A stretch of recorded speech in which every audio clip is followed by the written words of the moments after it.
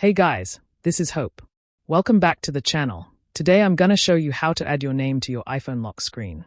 As you can see right here, you can add your name right here on your widget roll or also right down here down below. You can choose if you want it on both or just one or the other. So let's go ahead and let me teach you. Okay guys, so there are two different methods. Number one, if you want to add your name right down below, and the second one if you want to add them right here on your widget as I just showed you. So let's start off adding down below. All you have to do really is pull down on your control center, tap here on your focus modes, tap and hold and then add focus as you can see right there. So you're gonna add a custom focus as you can see, and then you're gonna type in your name. So I'm gonna type in my name as you can see. You go ahead and tap yours or maybe the name of your company. You choose it, right? Then choose the color. I'm gonna go with red, and then you're gonna choose the icon, and that icon will appear right next to your name. So I'm gonna use this icon right here. So there we go.